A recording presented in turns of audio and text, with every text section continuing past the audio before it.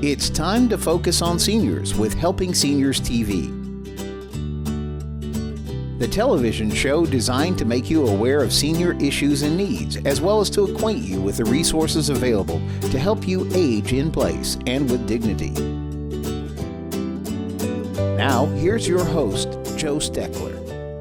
I'm Joe Steckler, and welcome to Helping Seniors, the television arm of Helping Seniors of Brevard County. Our show is designed to provide you with information on how to develop your own aging and care plans. Our topic today is Plight of the Hungry and the Homeless. And joining me is Rob Cramp with Housing for Homeless and John Farrell of Daily Bread. Welcome, Rob. Thank you. Welcome, John. Thank you. Thank you. And before thank you. I'm glad to have you both here. But before I even ask him a single question, audience, I want everyone viewing this show to do your very best to tell others to watch. And the reason I'm asking you to do that is because we have a problem with the homeless and a problem with the people that are hungry. And until we start working together and unite as a community, we will not solve this problem. And by working together, there's absolutely no problem we cannot solve if we put our minds to it. And that's what is the spirit of the American people. We can do what we set our minds to do. And Rob and John, do you disagree with me? Not at all. Not at all. Okay. I'd like to start with you, Rob. I have a couple of specific questions that I want to ask. And this has to do, I want you to describe for our audience what the mission of the Housing for Homeless is, the numbers you serve, and I got a couple. That's enough to burden you with. What is Housing for Homeless, and what are the kind of people you serve? Our mission is pretty straightforward. It's to address the needs of the individuals and homeless individuals and families of Brevard County. That's it. Whatever they need, we address. Last year, we managed the needs of over 700 homeless clients. Over 300 of those were veterans. Not so many this year because we're hoping that we will have eliminated veteran homelessness by the end of this year in this county. So we're making great strides between us, John, myself, and the other agencies, to address that one. And then we're going on to eliminate chronic homelessness, which is people who've been out on the streets for a long time, by the end of 2017. Do you work with, say, people on the Section 8 housing? Yes, we do. You work with them? We work, I started an initiative with Brevard Housing Authority, and the results of those conversations was they now award 60 housing, Section 8 housing vouchers just for the chronic homeless over the next 12 months. But as long as you've been involved with the homeless, do you believe that we're making some progress in reducing these unmet needs? Absolutely, I think we are. We still have a fair way to go, but we are addressing the most immediate needs.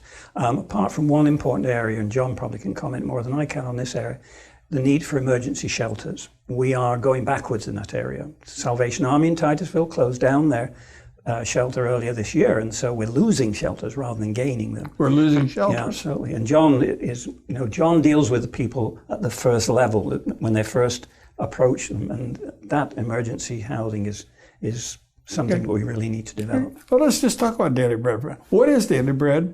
What is your mission, and how do you interact with the homeless? Daily Bread is a social services organization, and we have 4 different entities that make up Daily Bread. The first is a soup kitchen. We feed people every day of the year, so we're open 365. In fact, we've only been closed 4 days since 1987. You're open Saturdays and Sundays too? And holidays and holy days and the whole days, yes. Okay. All of them, every day. So that's our soup kitchen. We also have a service and outreach center that provides services to help people get out of poverty, because we deal with both homeless and non-homeless. And a lot of those services have to do with jobs, housing, and a lot of other things. It's too long a list to bore you with, actually. We also have a food bank. It started out as a warehouse for Daily Bread, but we started collecting foods to the degree that's way beyond our needs. Last year, for example, we brought in 1,250,000 pounds of food. We only used 20% of that in our kitchen. The other 80% we provide to 20 different partner agencies who hand it out in bags to needy families. Many of the church pantries, like Holy Name and many of the others in our area, are recipients of that food. And then last but not least, we have a little thrift shop that helps pay our bills. So when we're looking at the 4 agencies, they all work together for the same goal, and that's to help our clients. Our clients, every year we do a census, and I'm going to say this in a couple of different ways. Last year, which our census ended in June, mid-June of 2014, 69% of all the people that came to Daily Bread were homeless. This year it's 54%. That number has gone down. How do you know that? By the census we take. We interview every person that comes on our campus during a 10-week period of time, and they answer questions, and we compare those to the year before. Okay. Last year, 22% worked. This year, 36% are working. So the major initiatives we put in place 2 years ago for employment and housing are working. Is it all because of us? No, but a good chunk of it is. How do we do it? We also partner with lots of agencies. In our part of the world, the south part of the county, we're partnering with 2 other agencies, and each one of us takes a different group of homeless people to help back into housing. In the middle, if I had a client that was in the central part of the county, I'd call people like Rob Cramp or other agencies based on the needs of the people I was dealing with and ask them to partner with me and take that person on to help them get out of homelessness. And invariably, we work very well together. Well, let's talk. Okay, let's talk about it. Let me interrupt you a second. Go ahead. You're causing me to think that we've got different levels or different groups or different types of homeless. We do. How much you talking about that just for a second? It generally comes into 2 categories. There is the homeless, and then you have who are people who are, they live paycheck to paycheck, and then they lose their job. They can't pay the rent, they're homeless. Not a serious situation, but they may need a bridging of anything from a few months to maybe a year until they get another job, and they may not even need housing, they may just need money to help them and avoid homelessness. Then you have people who are couch surfing, the mother-in-law's had enough of them and wants to throw them out. So we have that. We then have the most extreme though, which is chronic homelessness. Chronic homelessness is defined as people who have a disability of some sort, and they've either been homeless for at least a year or 4 times in the last 3 years. They kind of been in and out of housing. Those are called chronic homeless. We are, at this point, really focusing on those as a matter of priority. If I may, in the South, we're dealing with it a little bit different, but very close. We recognize 3 groups rather than 2. For this reason, we see the chronic, as Rob so much described, as being people that are homeless at least for a year and have a disability, and more likely have been homeless for more than that. We see another group, however, that are the emergency homeless. In other words, they're people that just, the sheriff locked the door on them today. They come to us and say, we don't have a place to sleep tonight. What are we going to do? What do you do? Well, I'll get to that in a minute. Okay. But also part of that same group are people you can turn around quickly. Maybe they just were evicted today and they just need help getting into something new.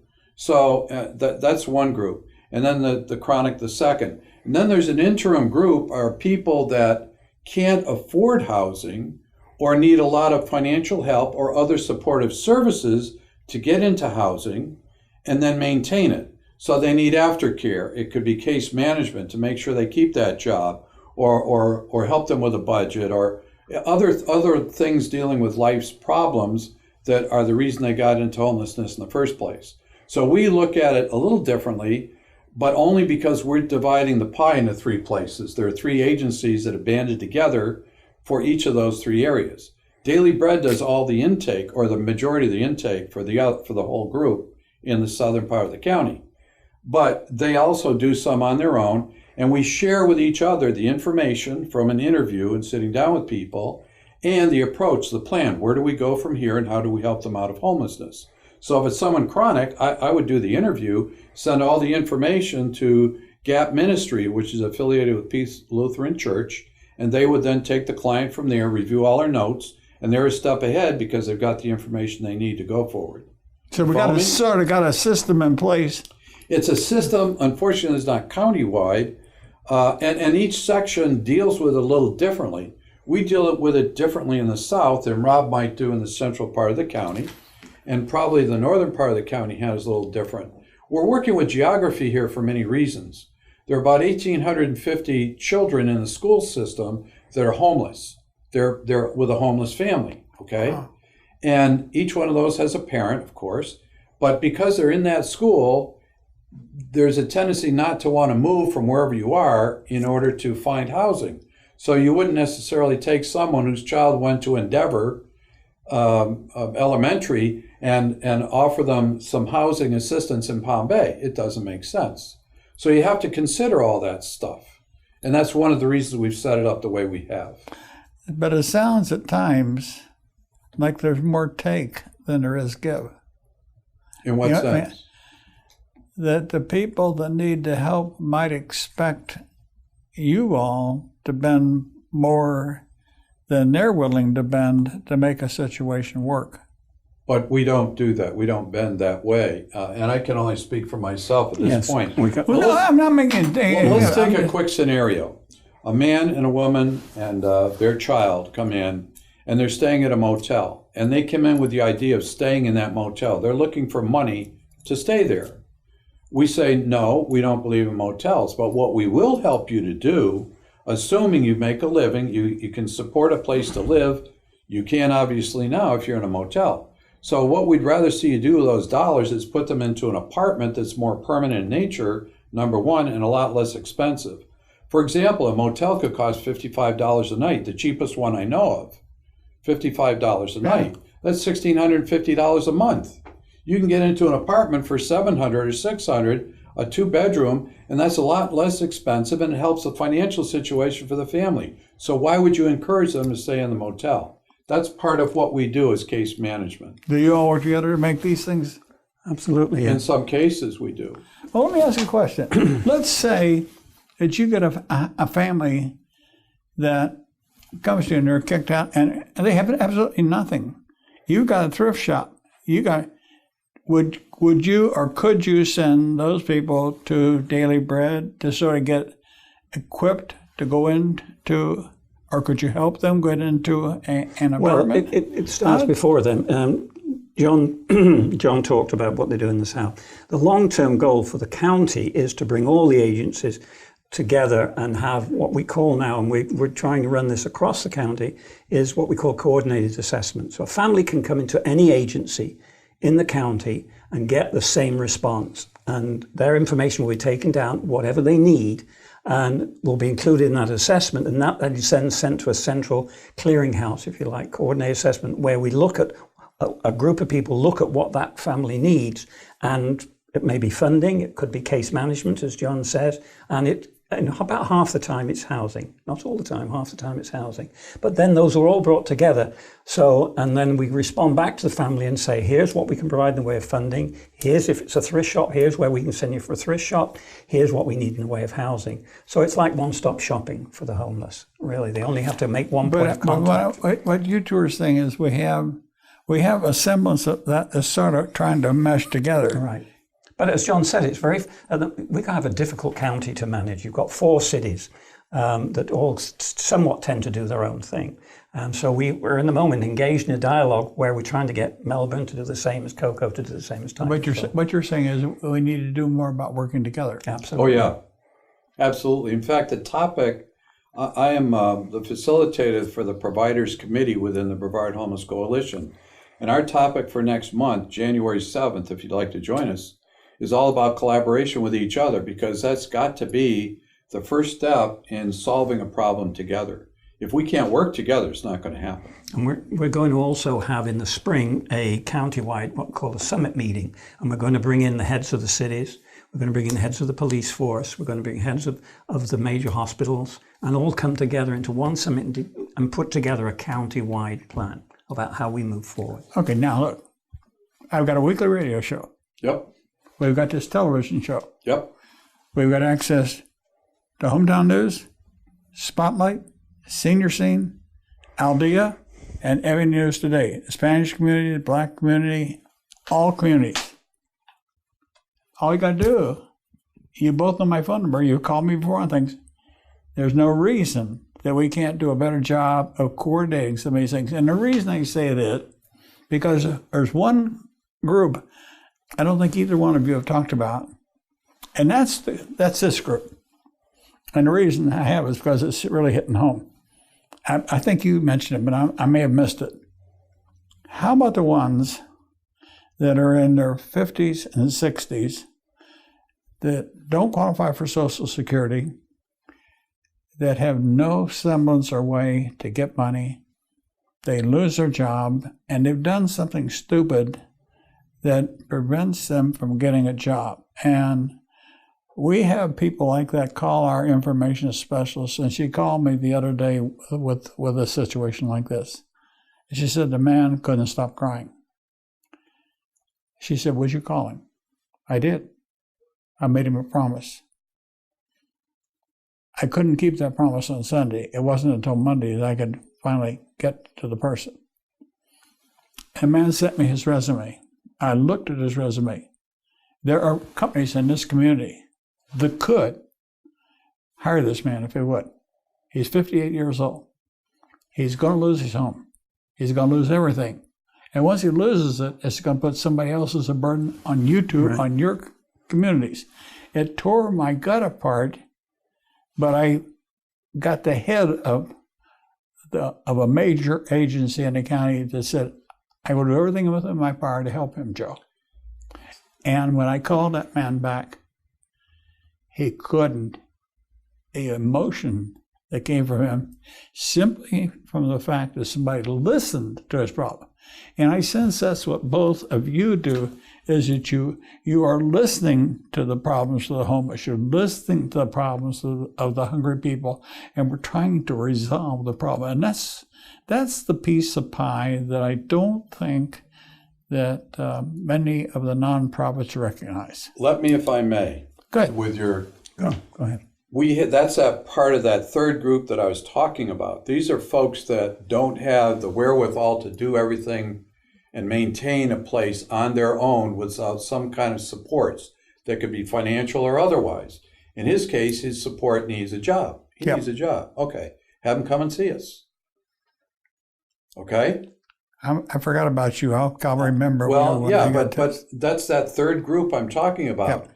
And the agency in the southern part of the county that deals with that specific group of people is the South Brevard Sharing Center. So I may do the intake, listening to what you tell me about him and what he and his wife sit down and share with me what their story is. And then I will shoot it on to the Sharing Center. And while he's with me, I'll make an appointment for him to see an intake person there so that he's not passed off into some blue moon somewhere. But see, that's the... But let me just finish. What then will happen is he will get to the Sharing Center and they will do what is an assessment tool using SPDAT to decide what category of help he needs, and then how he needs it. If it looks like he simply needs help finding a job because he's 58 years old and needs help with resume building, contacts, recommendations, and all that stuff, we can help him get that. If he's got something else in his background that inhibits someone from hiring him, we can address that as well. Because there are things we can do to help with that, okay? But without sitting down with the individual and knowing all of his specifics, we don't put a plan together with him. And I say with him because it becomes his plan. Yep. Okay? But see, that's the problem, John, Rob. The people that are watching these television shows don't know what you two are talking about. Well, that's our problem. I understand. But again, there is no one way that you could sit down, I don't know how many hours you do shows, in all the shows you do for a month and cover everything we possibly do. Okay? So, getting back to the idea, we look at people and try to get an idea of where to start with them. Okay? In the South, we do it one of three areas. We do common intake for each other, but we focus in one specific area by agency. At Daily Bread, for example, we might have even help there because we have a specialist that helps with employment.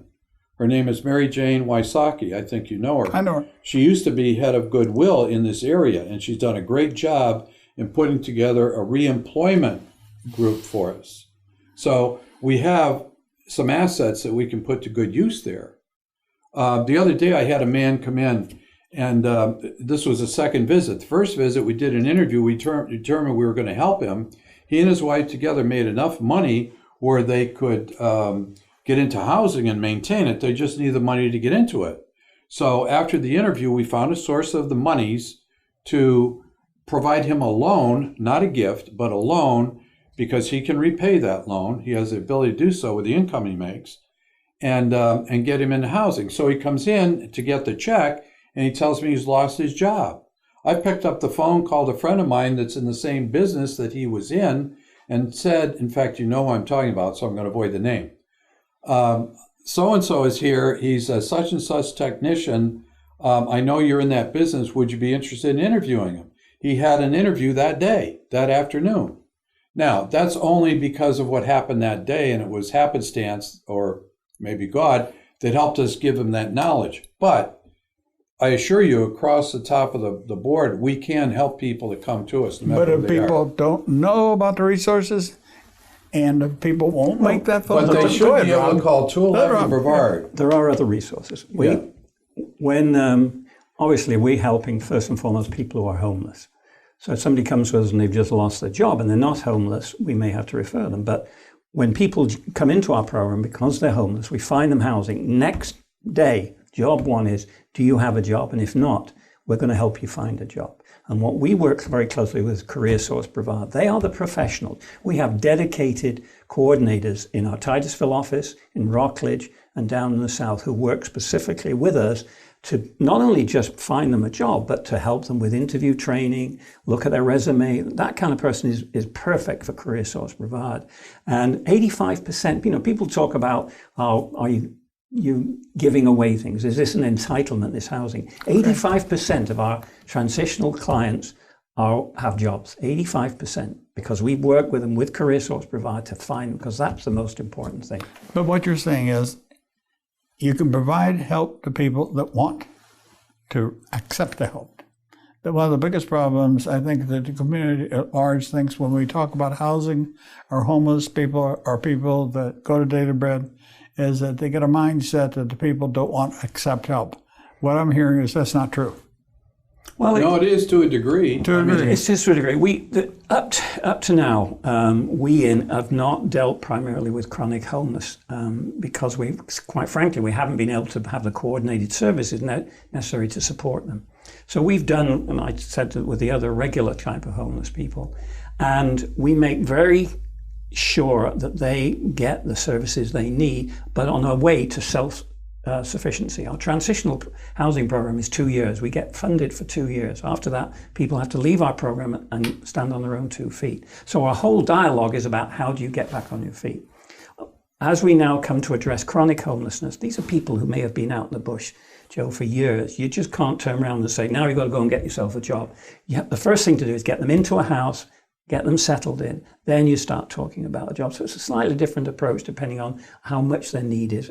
And as John says, every family is different. Okay. I want to touch on one quickie because You got a minute and a half, and you got a minute and a half. Okay. Okay. I had an 87-year-old woman come in the door and say, John, I need help. I can't get housing anywhere. So I looked into why, and I found out that no matter where she went, she was only there several months, and then she was asked to leave, 87 years old.